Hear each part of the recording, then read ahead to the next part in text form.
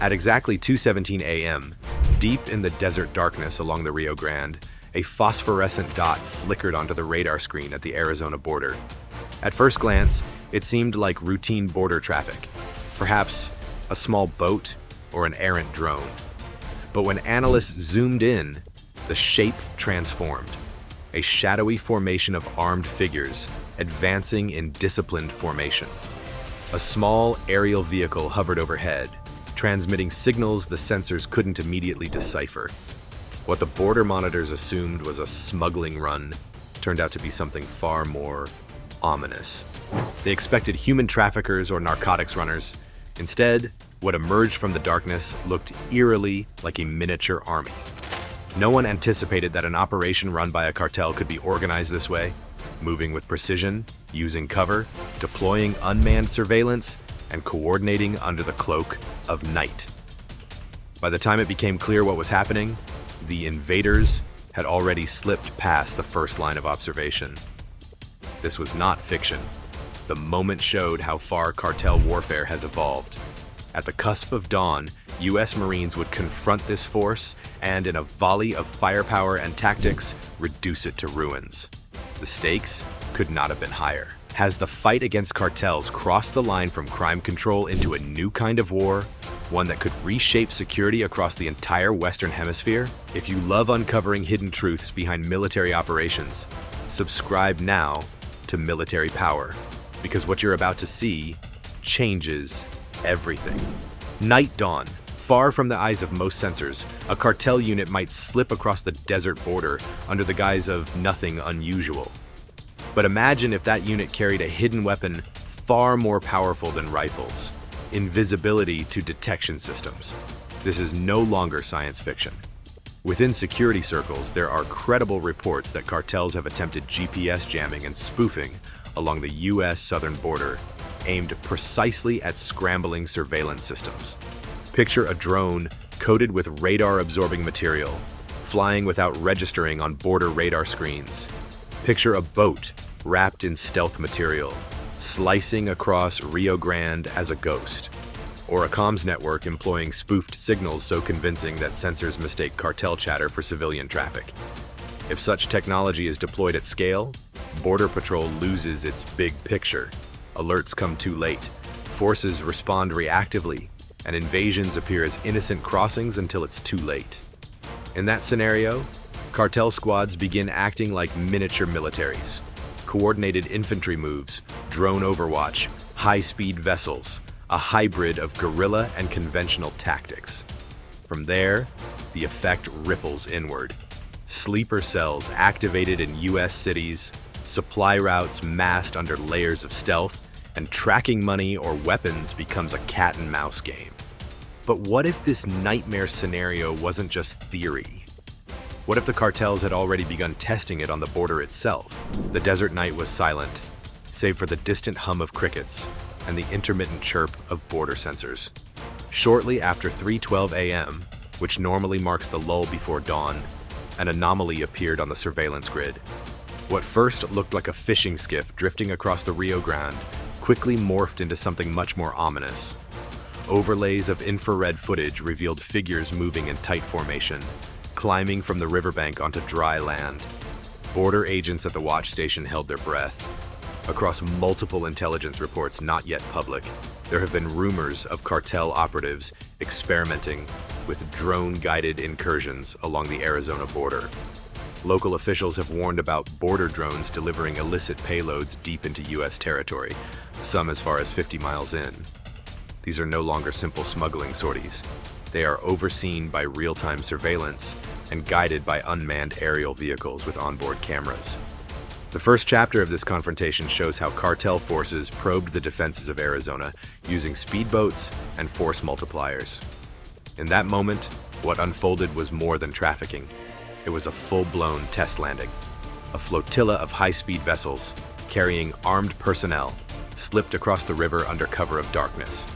As they reached shore, a swarm of small quadcopter drones darted overhead, projecting mapping visuals back to a remote command node. The precision and coordination were unnerving. The riverside brush concealed that uniformed operatives were staging, not scattering. Sensors went dark in patches, thermal scans flickered. When the border guards responded, they discovered not scattered smugglers, but a tactical deployment of people and tech. The drama. This was no random incursion. It was a trial run, a dress rehearsal. Such an attempt signals one message clearly. Cartel operations are evolving into military-grade incursions. What appears in daylight as arms trafficking may have been preceded by months of reconnaissance, drone sweeps, and coordinated timing. Analyzing intercepted drone feeds, it becomes apparent that these UAVs are not simple hobbyist units. They are modified for stealth, equipped with encrypted telemetry, and stabilized optics for night vision. They relay images of terrain, detect patrol patterns, and call in safe corridors for the ground team. The ground force, in turn, moves fluidly behind the drone cover, adjusting to blind spots and shifting guard positions. It's a synergy of aerial and ground elements, something warfare textbooks call combined arms, but here in microscale. By the time the Marines were dispatched, the Ghost team had already melted back across the border, leaving few traces but vivid clues. Fragmented comms logs, blurred drone video clips, and boot prints were all that remained.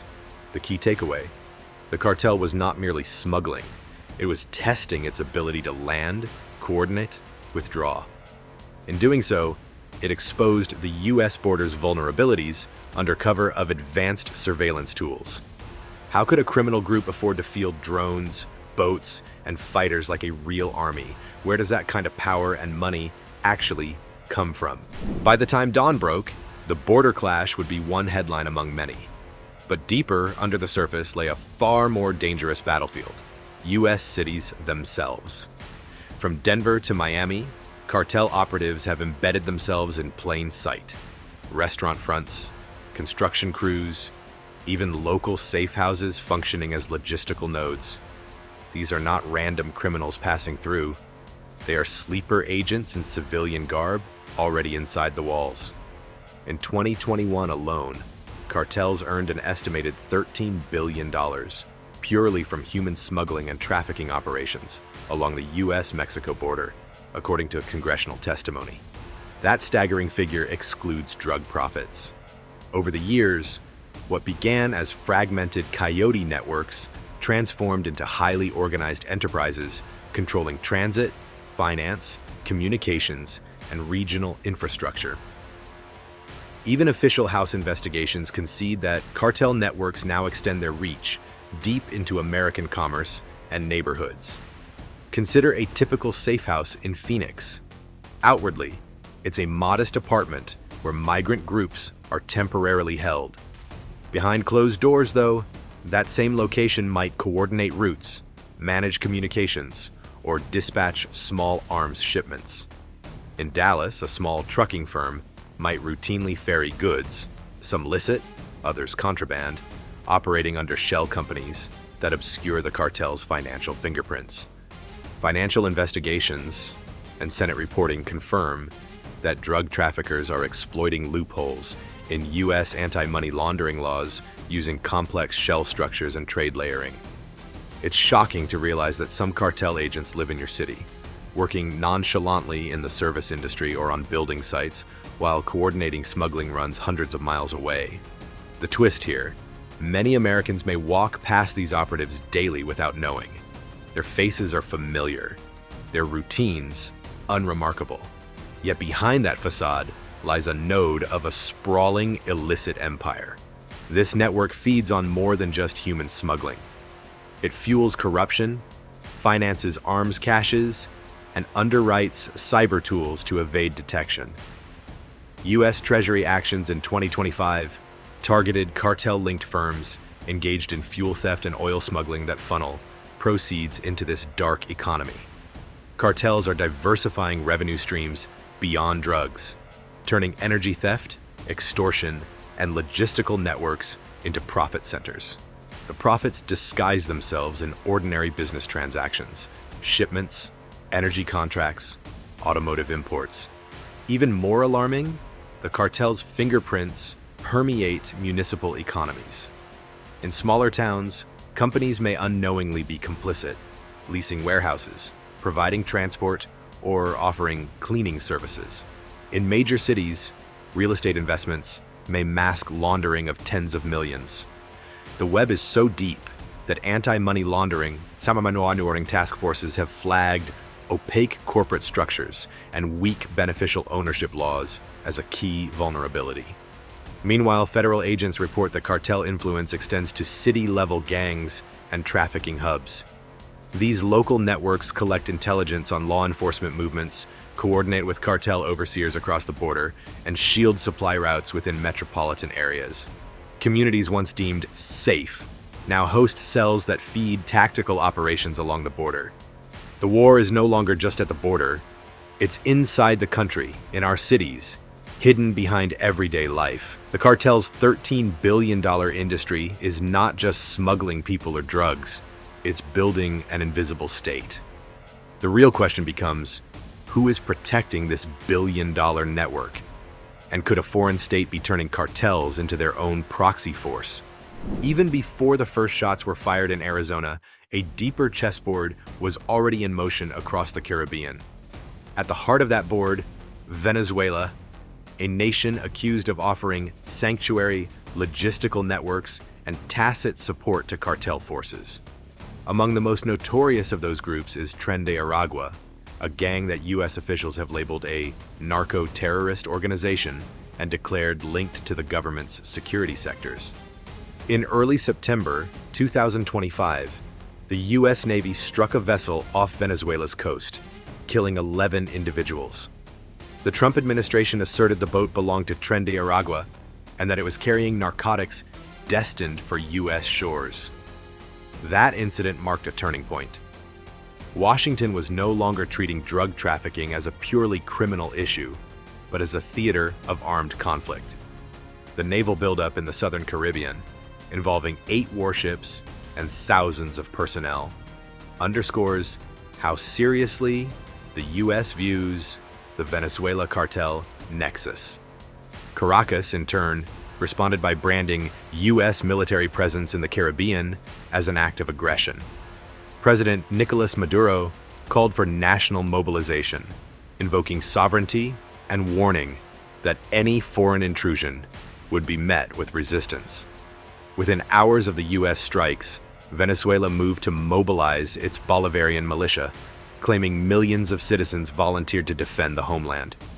More than that, the Venezuelan government has claimed that cartel groups like Tren de Aragua function under the umbrella of state power, masked by political structures and intertwined with security forces. Thus, cartel operations are no longer fringe criminal enterprises. They are becoming strategic assets for a regime under siege. The lines blur. Is it cartel war or state war? When cartel convoys cross international borders with military precision, backed by supply chains sheltered in state territory, the distinction matters. The twist here is stark. Cartels are evolving beyond organized crime. They are instruments of geopolitical power, operating in synergy with national security apparatuses. What this means for U.S. strategy is profound. An assault at the Arizona border is no longer a law enforcement action. It is a response against a transnational military network with state backing. If Venezuela reinterprets naval interdiction as an act of war, every border clash becomes a spark in a broader regional confrontation.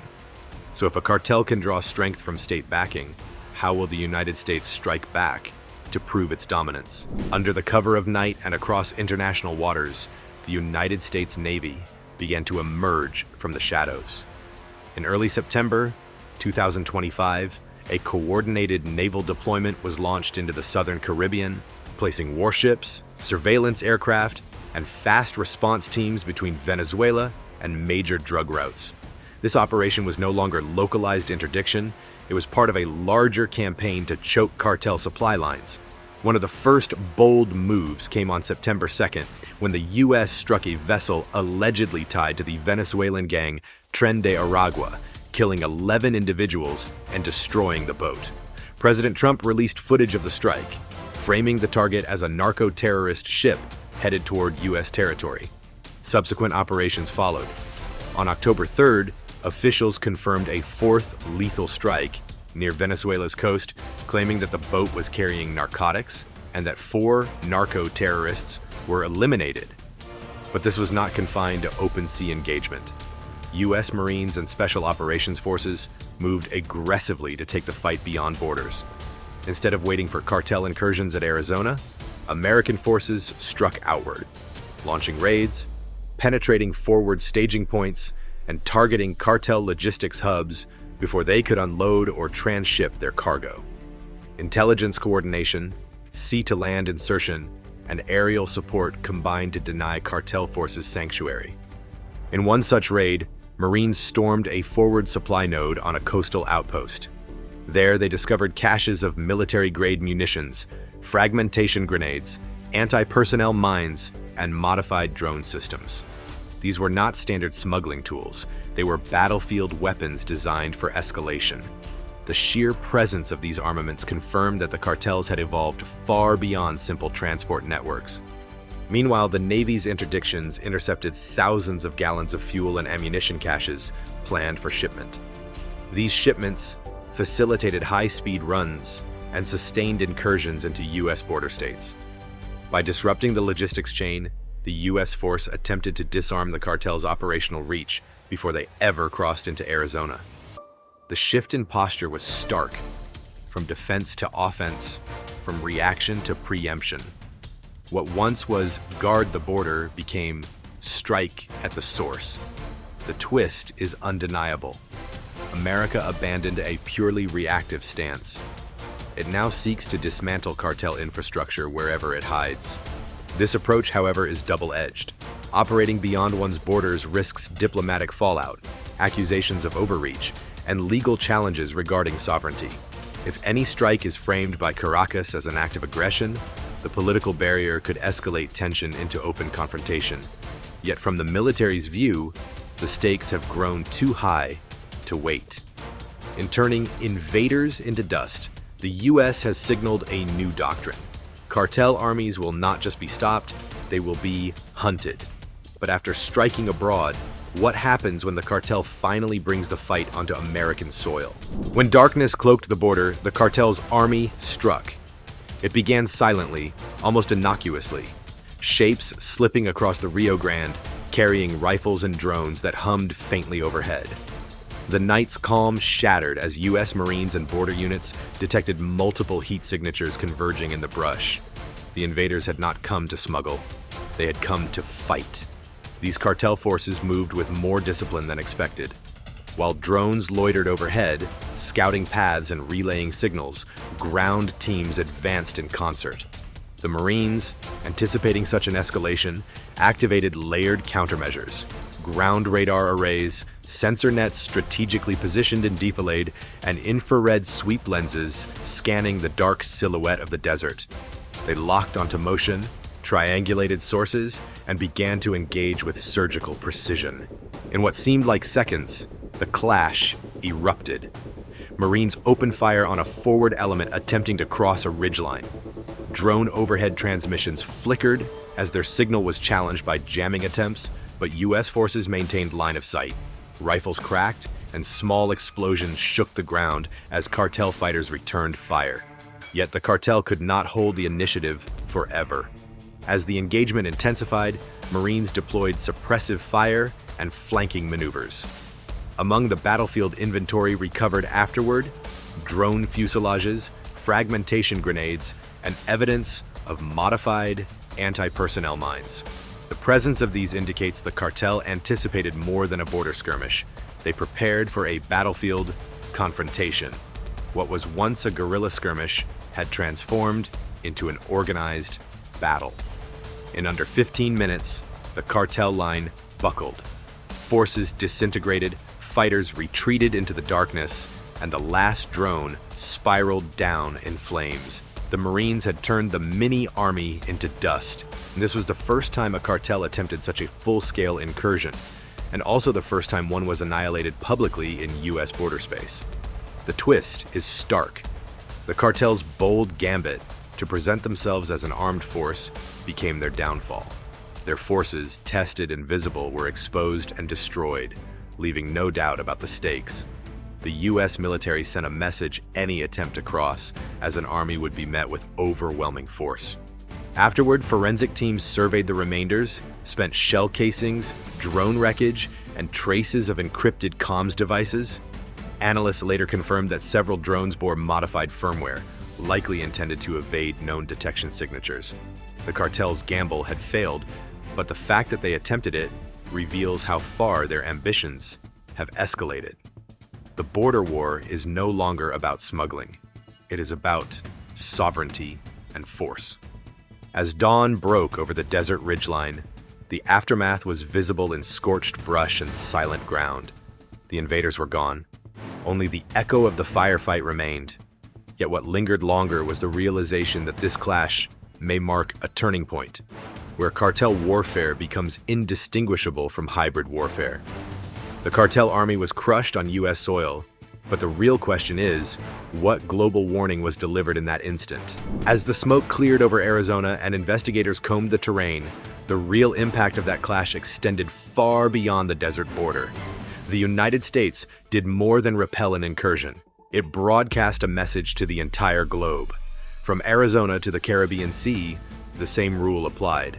Cartel supply chains can be severed anywhere.